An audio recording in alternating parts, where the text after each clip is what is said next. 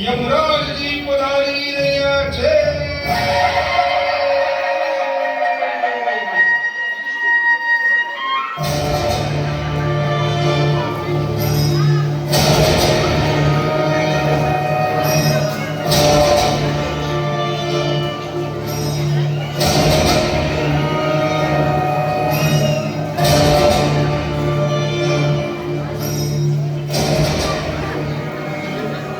ચિત્રગુપ્ત જી મહારાજ, મૃત્યુલોકના આજના breaking news એટલે કે લેટેસ્ટ સમાચાર શું છે?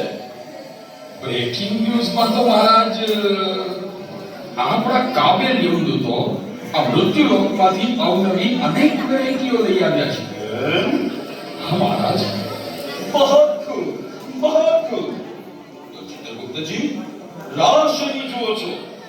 એ બધી જ વેરાયટીઓને મારી સમક્ષ એક પછી એક હાજર કરો. જેવી આજ્ઞા મહારાજ. યમદૂતો, આજની વેરાયટી નંબર 1 દાના દારૂડિયાને મહારાજની સમક્ષ હાજર કરો. જી હુજુર. ચિત્રગુપ્તજી, મને એ સમજાતું નથી કે આ લોકો દારૂ શા માટે પીતા હશે? મોજ અને મસ્તી માટે મહારાજ. પૃથ્વીલોકના અનેક લોકો આ નશાકારક પીણાનું સેવન કરીને પોતાના કુટુંબનો વિનાશ નોંધે છે. આ દાદાને પણ દારૂનું સેવન કરીને પોતાની બરબાદી નોંધવી છે.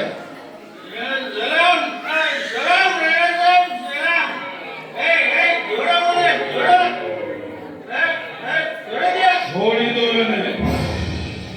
ચિત્રગુપ્તજી, હવે તમે આ દાના દારૂડિયાના ખાતામાં જોઈ એના પાપ પુણ્યના લેખા જોખા જણાવો. જેવી આજ્ઞા મહારાજ. મહારાજ, આ પાપીએ પોતાની યુવાની દારૂ અને વ્યભિચાર પાછળ વેડફી નાખી છે.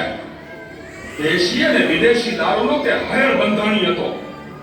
અરે દરરોજ દારૂ પીતા વગર એને ચેન ન પડતું ને દારૂના રૂપિયા માટે એ પોતાની પત્ની અને બાળકોને પણ મારતો ને દારૂ ખરીદવા માટે એને પોતાનું મકાન ને ઘર વખરી વેચીને પોતાના પરિવારને રસ્તે રચડતો કરી દીધો છે ને પોતે એ જ ભયંકર દારૂને પરિણામે અહીંયા યમપુરીમાં પહોંચી ગયો છે.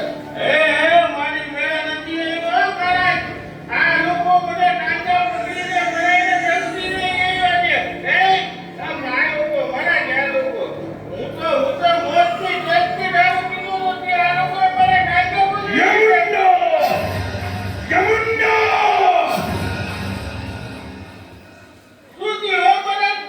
આ દુષ્ટ પાપીને જેટલી પણ સજા કરવામાં આવે તેટલી ઓછી છે.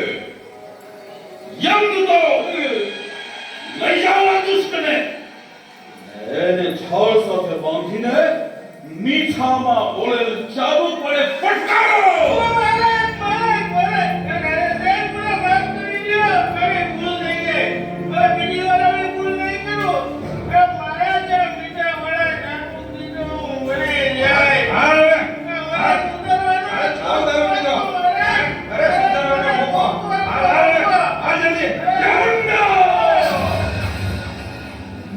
સરદાર, યાદ કર તારી માતાના ગર્ભમાંથી તે આપેલ વચન.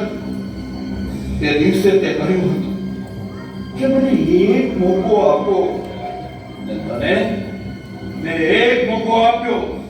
તને સંસ્કારી કુટુંબમાં જન્મ ધારણ કરવા દીધો ને તે જ કુટુંબને દારૂ પાછળ બરબાદ કરી નાખ્યું.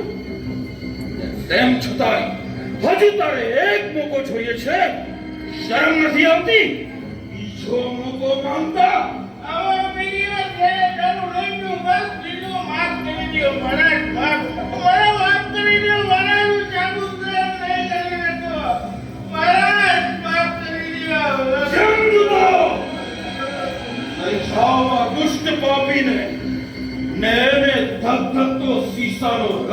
લાવો. દારૂનો જિંદગીભરનો નશો બે જ ઘડીમાં ઉતરી જશે. લઈ જાઓ આ દુષ્ટને.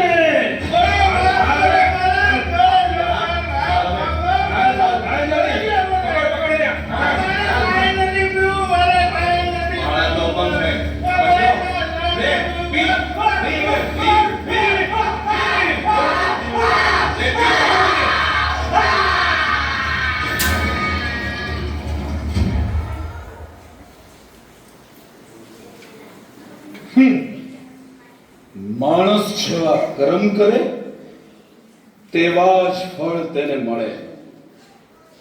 ચિત્રગુપ્તજી, જી મહારાજ. હવે પછીની આઈટમને હાજર કરો. જેવી આજ્ઞા મહારાજ.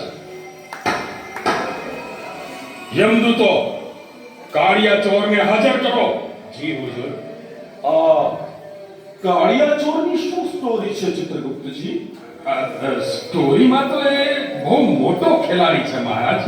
બચાવ બચાવ બચાવ! ક્યાં મરી ગયા બધા? બચાવ!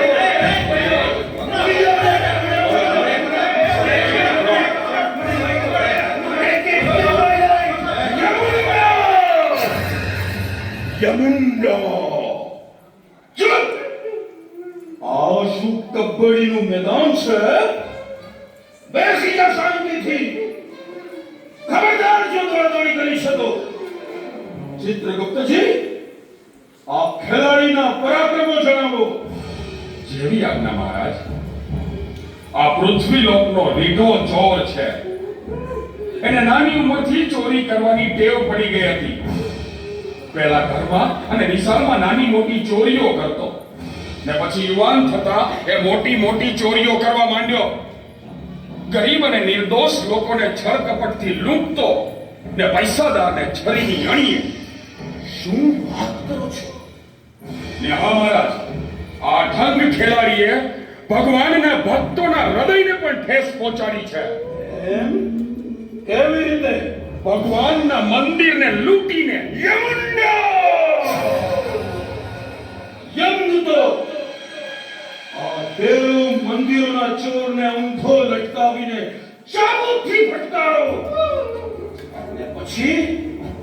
ને પછી સાર મેદન નરકના કુંડમાં એને ફેંકી દો.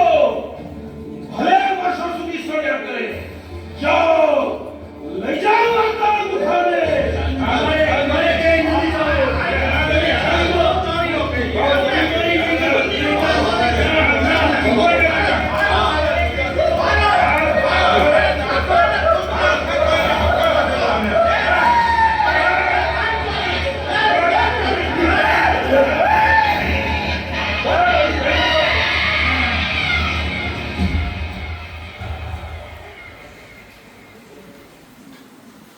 ચિત્રગુપ્તજી. જી મહારાજ. આ પૃથ્વીલોકના વાસીઓ પાપ કરતી વખતે કંઈ જ વિચારતા નથી, ને જ્યારે પાપની સજા ભોગવવાની આવે છે ત્યારે કેમ બૂમ બરાડા પાડતા હશે?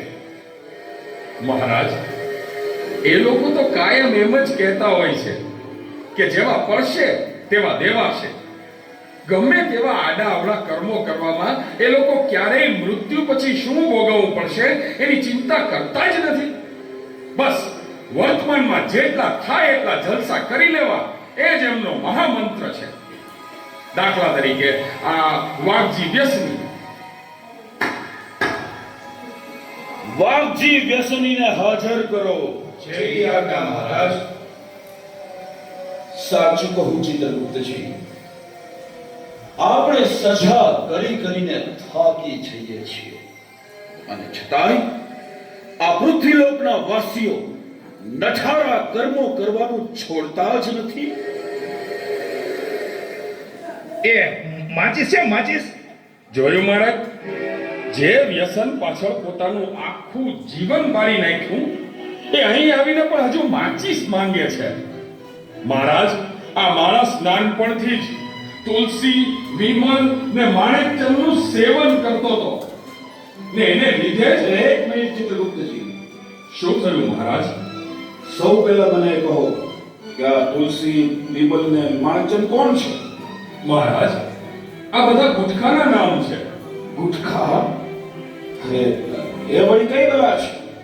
એ એવી બલા છે મહારાજ કે જેને ભારત ભૂમિના લાખો યુવાનોની જિંદગીનો સત્યાનાશ વાળ્યો છે. યમુના! આ ગુટખાને તાબડતોબ હાજર કરો. મહારાજ, એ તો તમાકુ છે, તમાકુ. આજકાલ પૃથ્વીલોકમાં તમાકુને સરસ મજાના પેકિંગમાં પેક કરીને આવા સુંદર નામ આપવામાં આવે છે. ઓ, તો એમ વાત છે. ને આ માણસ એનાથી અંજાઈને એનું સેવન કરતો તો? હા મહારાજ, આ માણસ નાનપણમાં વડીલોથી ચોરી છુપીથી ને યુવાનીમાં તો છરે ચોક ગુટકા, તમાકુ ને સિગારેટનું સેવન કરતો, ને એ પણ એના ભયંકર પરિણામોની પરવા કર્યા વગર. મહારાજ, આ માણસે પોતાનું બાળપણ ને યુવાની વ્યસનમાં ખપાવી દીધા છે. બીડીને તો એ સ્વર્ગની સીડી કહેતો હતો. મૂર્ખ માનવ! જો તારી એ બીડીની સીડી તને સ્વર્ગને બદલે નરકમાં લઈ આવી. યમદૂતો! આજે આ ગુટકાને તમાકુ ખાનારને આજે ધબધબતા અંગારા ખવડાવો. જાઓ, લઈ જાઓ આ મૂર્ખને. મારે અંગારા નથી ખાવા મહારાજ, મારે અંગારા નથી ખાવા. તો શું ગુટકા ખાવા છે? યમુના! મારે ગુટખા નથી ખાવા મહારાજ, મારે કાંઈ નથી ખાવું. મને છોડી દો, મને છોડી દો. મારે આ મરી ગયો રે. ઓલા બાપા રે. એ મારા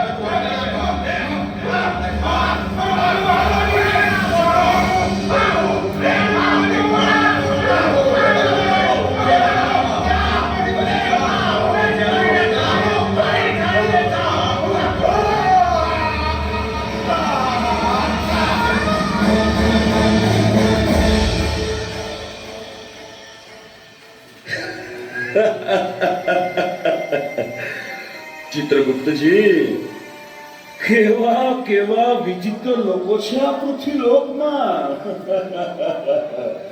એક એકનું માથું ભાંગે એવા નમૂના છે મહારાજ. એક નમૂનો હાજર કરું? જરૂર જરૂર. નાનજી નાસ્તિકને હાજર કરો.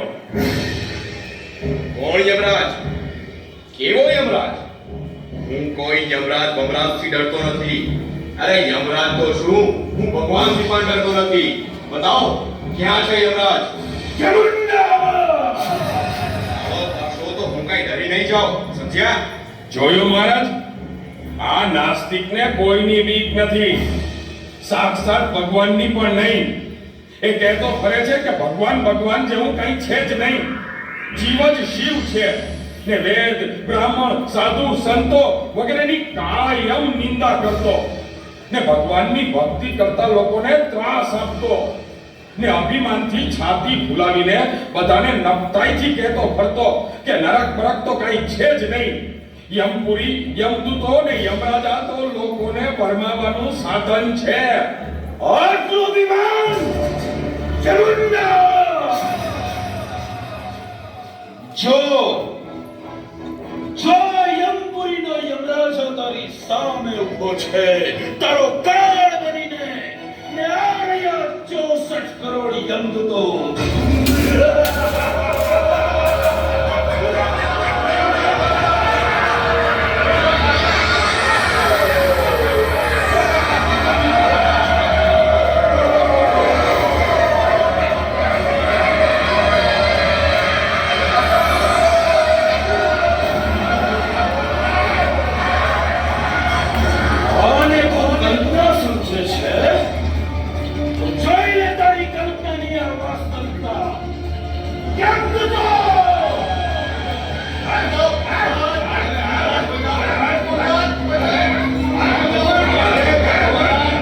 મારી ભૂલ થઈ ગઈ ભગવાન.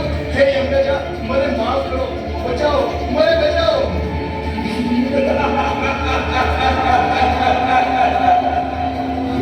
તો ફક્ત ટ્રેલર હતું. પિક્ચર તો હજી બાકી છે નાસ્તિક. યમદૂતો! અશાળા ભગવાનના ગુનેગારને અને એના કરવટથી કટકા કરી ખાનગીયાના ખાનગી નાખો. જાઓ! ચાલે